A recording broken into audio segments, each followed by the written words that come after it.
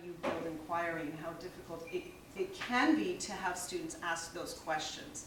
So when you throw students who have challenges getting your thoughts out, how do you ask a question? And kids who have been special ed all their lives, and some of them who have trouble reading, how do you say, give me a question and let's make a project out of it?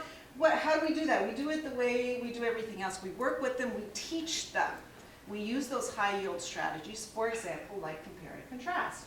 So in my class, everything is compare and contrast. We compare and contrast numbers, we compare and contrast characters, we use Venn diagrams so that they're automatically reaching for compare and contrast if they look at two things that they might see similarities or differences. So by the time we come to social studies and when it's time for your project, say, do you have some questions about this? Do you think there is a question that you could build a project around here?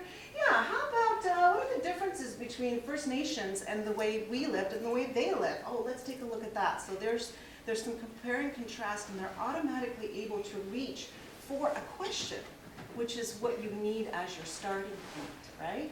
Now, they can't write a paragraph about it, they can't write an essay about it. What are we going to do? We're going to bring in that technology. We're going to say, what can we do? We're going to use text, we're going to use video, we're going to use voices, we're going to use pictures, we're going to use whatever we can. So we're still looking at those curriculum expectations, we have learning goals, we're doing exactly the same thing that they should be doing at their grade level. We're just giving them different tools to showcase their knowledge. One of the tools that we use quite a bit is an app called Explain Everything app. I'm sure you've already heard of it. It can be used, we use it for learning journals, we use it for projects.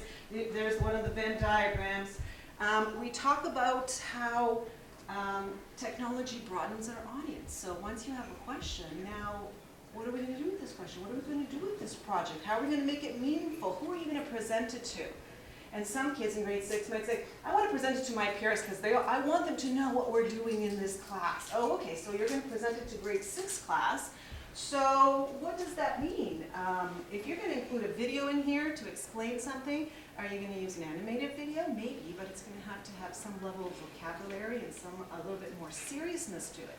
Another student might say, my brother's in a grade 2 class, I want to show it to them. I want to teach them about the way things used to be and the way things are now. Okay, well, when you look for your video, you're going to have to explain the same concept, but help a grade 2 understand it, right?